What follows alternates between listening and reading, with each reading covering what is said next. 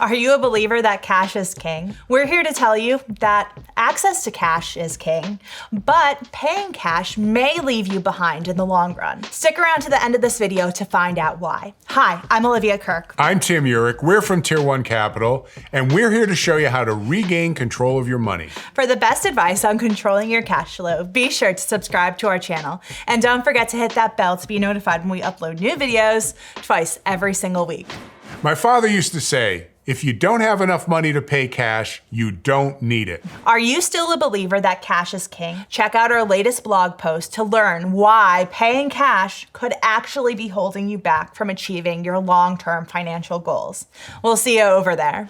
Americans have been brainwashed to believe that debt is bad and should be avoided at all costs. We need to pay off our mortgages. We need to pay off our credit cards. We need to pay off our student loans. We can't be at the mercy of these external entities, and we must pay cash for major capital purchases. But is that belief keeping you behind? Is there a better use of your money than using it to make purchases? In and of themselves, every one of those pieces of advice are valid, except when you look at it from a perspective of the overall picture. Then and only then can you determine what is the best way or the best use of your cash and your cash flow. And that's where we help. You see, the financial services industry has brainwashed us or led us to believe that the financial success that we're going to have or not have is purely predicated on owning a product. And nothing could be further from the truth.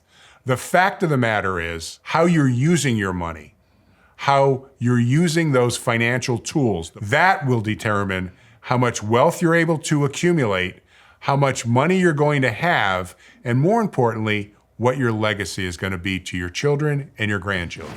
Leave us a comment down below.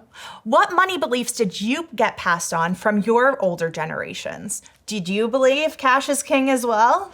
We always say it's not how much money you make that really matters, it's how much money you keep. You see, if you're paying cash, you may not be losing interest to the financial institutions, but you're certainly giving up interest that you could be earning on a pool of cash that instead you're draining down each and every single time you make a major capital purchase by paying cash. And the point is this, that's interest that you'll never see. That's interest that your children will never see because you made the decision to avoid paying interest, not knowing or not realizing that what you're actually doing is giving up interest that you could have earned and you could have passed down to the next generation. You see, once a dollar is lost, unintentionally, unnecessarily, and unknowingly, you're never going to get that dollar back. And you're also never going to see the interest that dollar could have earned you had you invested it or kept it growing for you instead of giving away control of that dollar to an institution, whether it be a financial institution or the institution where you made that purchase. You see, when you're making a purchase, you have to come to this conclusion. You're giving up money one way or the other. The key is giving up as little as possible. So to make a blanket statement that paying cash, I'm saving interest, yes, you're saving interest paid, but you're losing interest that you could have earned. You have to look at things from the big picture perspective. And when you do that through the lens of you being in control of the most amount of money and the most amount of cash flow, then and only then can you make the best decisions for you.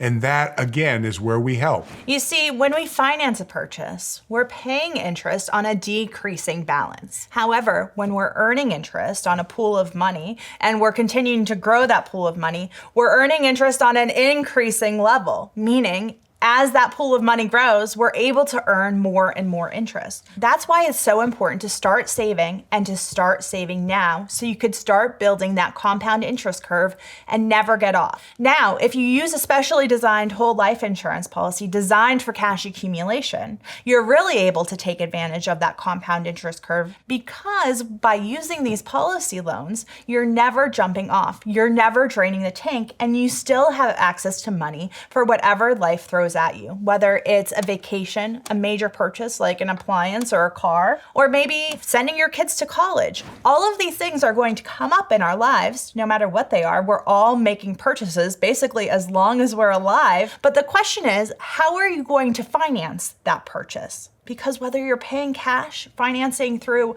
a regular financial institution, or self-financing using a life insurance policy loan, we're going to be giving up interest because every purchase we make in this life is financed, whether we acknowledge that fact or not.